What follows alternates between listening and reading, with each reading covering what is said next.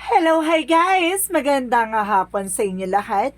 This is Shilva Masigari Channel, a faith healer, also matard. So ngayong hapon natatagan natin ang nagsabisay ng ating mga gabay. This is weekly gabay for the month of December 8 hanggang December 14 for the sign of Gemini. So, Gemini, welcome to my channel. Ano kayang messages, advices, at spirit guides ang ating masasaga for today's video? Kano naman kayang energy or kaganapan sa buhay ng mga Gemini ang ating mahagilap. So guys, this reading is a journey lamang, hindi lahat makaka-resonate. Kunin lamang mga makaka-relate sa inyo and comment down below kung kanino ka energy ang ating nasaga. So guys, wala lang paligoy-ligoy ba? Ganun na, no? Umpisahan na natin ang laban. Angel Spirit Messages given information for the sign of Gemini. O, diba? Taas ng energy. Sige nga. Come on. Tignan natin ang magiging pasabog sa'yo ngayong linggong to. Angel Spirit, guys. Please give me information. And of course, there's a Knight of Swords. So, there's an anxiety and of course, stress, no? Some of you nagigirapan kayo sa pagtulog or some of you guys, nagkakaroon ka ng depression or something stress, no? And because there's a Page of Pentacles. So, there's a new fresh ideas, no? And new plans. Let's see what is additional messages. And of course, there's a Page of Swords. So, there's an information, no? Marami kang malalaman na information dito. And of course, there's a Five of Wands. So, there's a lot of competition or competitors, no? Kumbaga, and of course, there's a conflict or something na nagbibigay ng complication. Kasi there's an information so kailangan mong alamin, no? And of course, kailangan curious ka, no? Kailangan mo talagang malaman. And of course, there's a Page of Pentacles, there's a manifestation. So, kumbaga na-stress kasi may mga bagay na gusto ka makuha, may mga bagay na gusto ka mangyari, no? As of now, so, kailangan kumuha ka muna ng information. So, ang tendency, kumbaga nagkakaroon ng complication dahil sa mga negative thoughts mo. Let's see what is additional messages. And because there's a Seven of Pentacles. So, there's a harvest time. So, waiting for a result or waiting for a ship or something, diba? Mag-antay ka, guys. So, let's see what is additional messages. And of course, there's a Knight of Wands. So, my goodness. There's a final push. So, there's a waiting for the silence. No? Kailangan nyo maging tahimik lang. Hindi nyo kailangan na, kumbaga maging padalos-dalos sa lahat ng eksena. Kumbaga, kumalma ka. No? Kasi the more kang kalmado, the more kang makakapag-isip ng solusyon. Kasi the more na aggressive ka, the more kang magkakamali. And because there's a higher fan, so there is a religious beliefs or something na kailangan mo magdasal, no? There's a prayer. Kailangan mo magdasal dito. So, let's see what is the Page of Pentacles. And of course, there's a Wheel of Fortune. Wow! There is a good luck. So, there's a destiny to happen. At may swerteng papasok. No? Ito na nga. So, let's see what is Page of Swords with the Queen of Cups. So, there's an healing.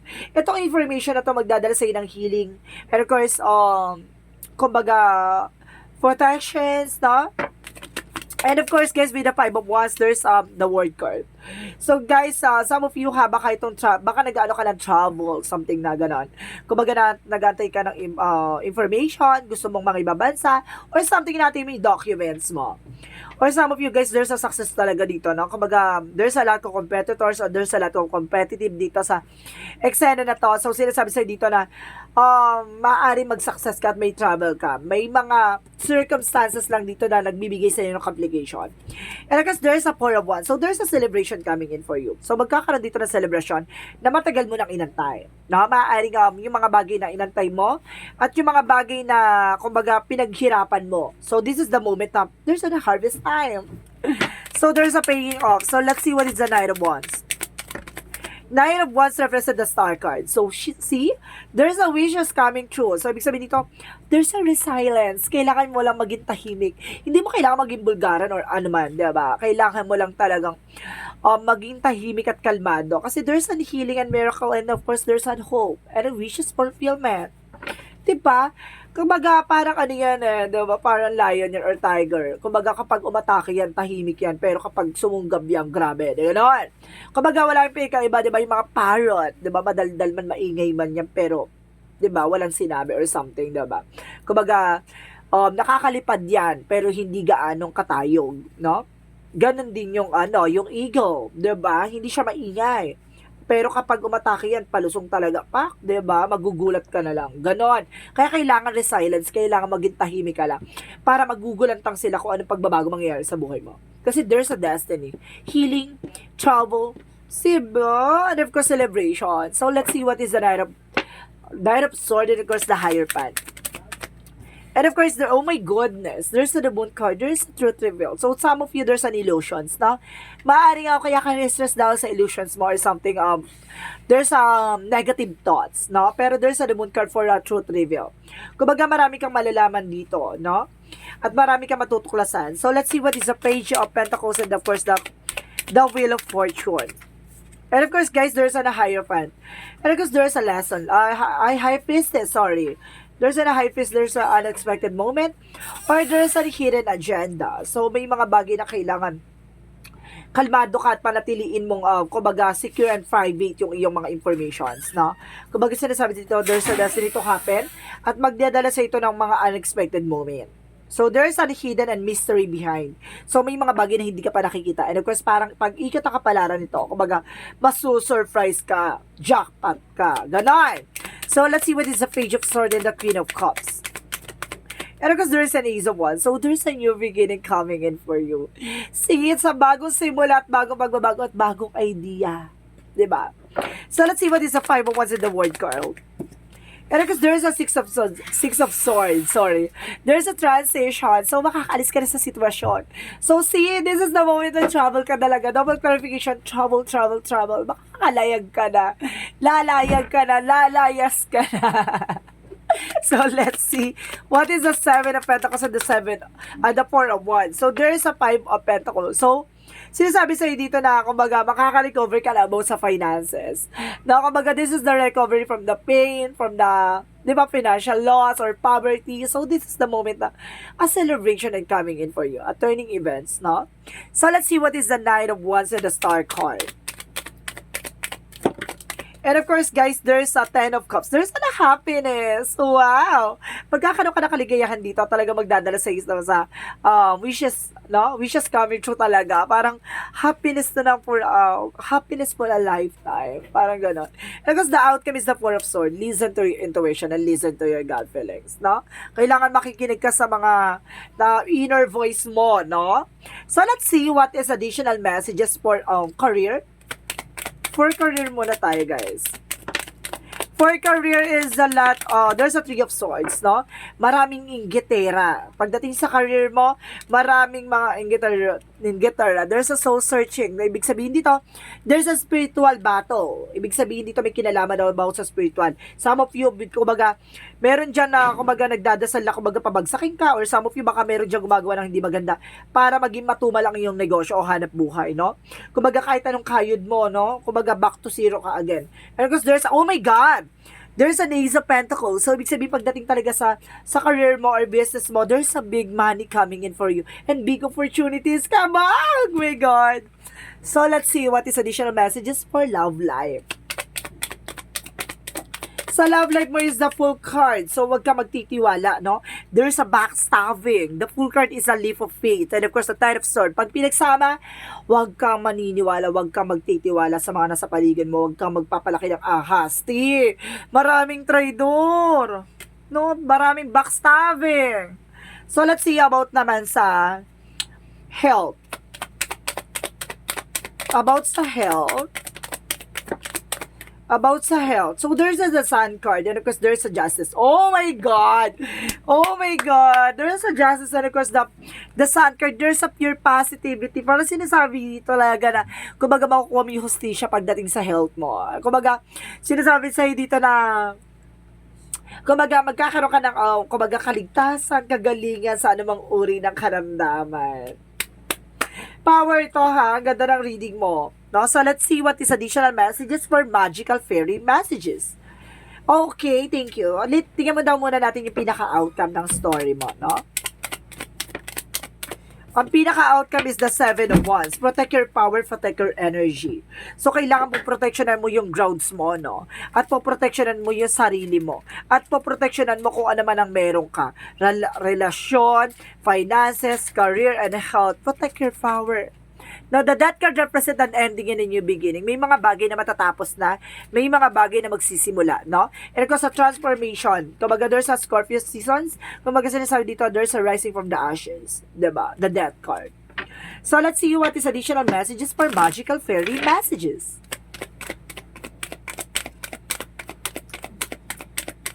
Okay, sinasabi dito guys, there's a love life. Oh my God! May love life ka dito, T. Oh my goodness. No, kumbaga hindi ka lang siya. Kung hindi ka lang basta kikiligan, mamahalin ka pa. Oh, sinabi. Ano kasi sinasabi dito, the basis of your question involves your romantic life, which is now changing from the better. Oh, kapag may mga bagay na pagbabago sa buhay mo pagdating sa love life. Kumbaga pag may mga taong kumbaga niloko ka, tinraidor ka, kumbaga iniwan ka, so kumalma ka, may darating na mas better dyan. Kumbaga, nakalaan na para sa'yo. Yung romantic life na yan, hindi ka lang basta pakikiligin. Hindi lang haharatin. Diba? Titirik ka din. Char! Eme lang. So, let's see what is additional messages for our Yin and Yang Oracle card. So, tingnan natin ang Yin and Yang Oracle card for you, ha? And of course, there's a healing. I told you so. Kumbaga, may kagalingan talaga, no? And of course, let's see what is additional messages. And of course, there's a shadow side for the moon card. No, maraming, there's a truth reveal. Maraming, kumbaga maraming matutuklasan or something mystery. Ganon. And of course, there's a travel. I told you so. Diba? May travel ka. And of course, there's a lot of communication coming in for you. So, let's see what is additional messages for Monsology. For Monsology, Angel Spirit Guides, please give me an information. ang harot ng boses ko doon na ha. Harapin pa natin ang very light. Angel Spirit Guides, please give me an information. May lang yan. So, let's see what is the Monsology. And of course, as balance is spiritual and of course, practicality. So, kailangan maging balance ka. Pagdating sa spiritual, kaya pag alam mong there's an information na kala mo, kumbaga alam mo na hindi siya normal, pagdating sa nararamdaman mo, sa health mo, kumbaga pag alam mo stress ka, kumbaga something na bakit ganito, lutang ako na hindi ko maintindihan or something na kumbaga bakit hindi ako makatulog or something, kumbaga ba't ako may iniisip, parang malalim yung iniisip ko pero wala naman ako iniisip, parang ganon. Kumbaga active yung utak mo pag matutulog ka na, ganon. Kumbaga there's a spiritual realization, no? May mga bagay na kailangan paalala sa'yo. So let's see what is the Monsology, additional messages. And it's time to release negativity. Oh my goodness.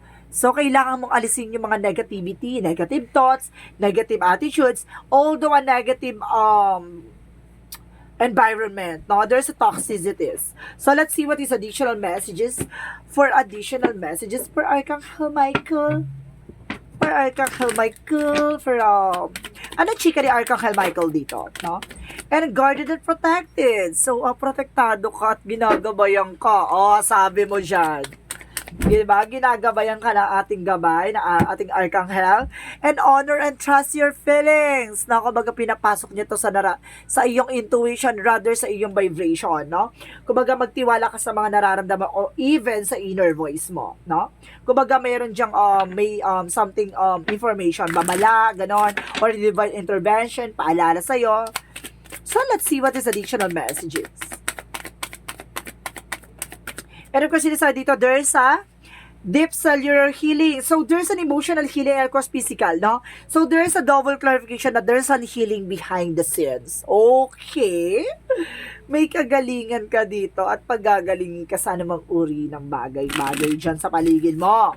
Anumang uri o aspeto yan or factor yan. Paggagalingin ka yan. So, let's see what is additional messages. Parang let's God in. Para sinasabi dito, hayaan mo si God yung gumawa ng eksena dito. Kumbaga, parang may eksena dito. And of course, there's a trouble. Diba? Parang talaga nakalaan sa'yo na makapag-rampa ka sa ibang bansa or either makapagtrabaho ka sa ibang bansa or there's a business trip, no? Or something gala, no? Basta meron ditong travel. It's either turista ka or something dyan. Kumbaga, mayroon ditong travel. Additional messages. And there's a community, no? Kumbaga, there's an involvement of social kineso, gano'n. There's a community, and of course, there's a door to value. Ay! There's a door to value, and of course, there is a Pentacles talaga. Meron talagang malaking halaga, ti. No, hindi lang ikaw mahalaga, may mahalaga pa. Char! So, mayroon talagang malaking, dito, malaking perang parating. Bubulabugin ka dito, may hit the jackpot. Parang gano'n. You hit the jackpot. Oh, come on, tataya na yan. And of course, sinasabi dito guys, there's a courage, no? Kailangan mong hanapin yung kalakasan mo, no? At harapin mo yung bagay na kinakatakutan mo. At magkaroon ka ng confidence. So, let's see what is the Romance Angels. Pagdating naman sa Romance Angels, Angel Spirit Guides, give me information. Sinasabi dito, there's a let go of control issue.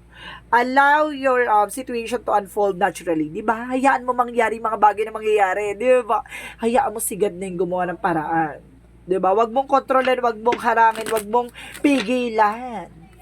So, let's see what is additional messages.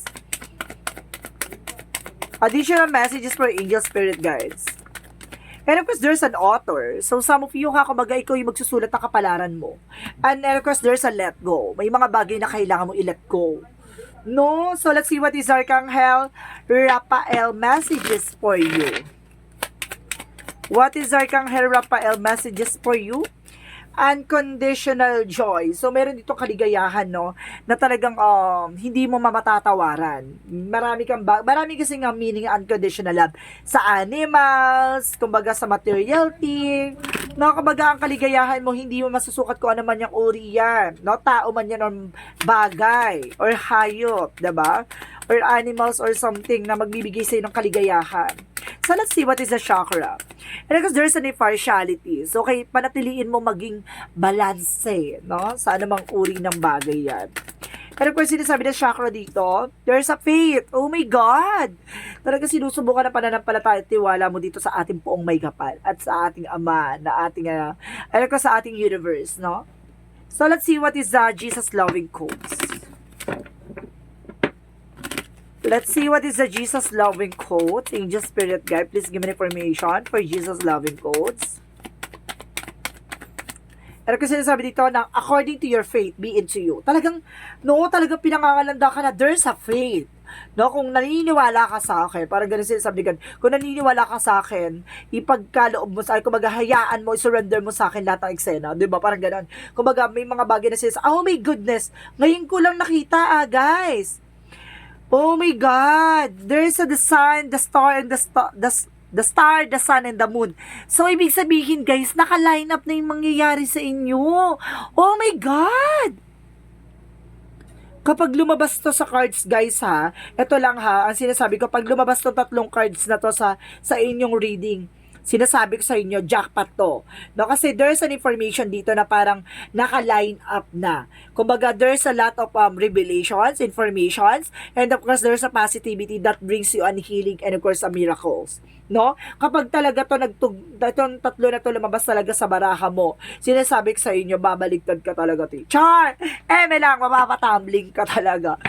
Sinusubukan na pananampalataya mo dito, So, there's an angel's answer, no? So, pwede ka mag-isip ng question nyo regarding kung ano man yung gusto nyo itanong. And of course, bibilang ko na 3, kailangan nakapag-isip na kayo, okay?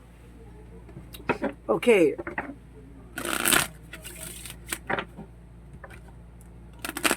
One.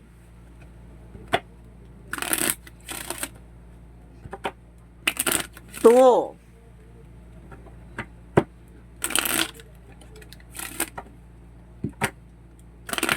3. So, ilaban na.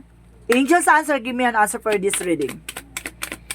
So, tingnan natin yung magiging pasabog. Alam nyo, mula simula hanggang dulo, no, pasabog yung binibigay sa inyo dito ng ating baraha. So, kumbaga, congratulations sa'yo, Gemini, no? And there is a this situation will improve. Now, magbabago na yung sitwasyon and get more information. Kailangan mo pa makakuha ng information dyan. Ko? Of course, yung katanungan mo kung ano man yan, there's a yes and yes, no? So, one more card.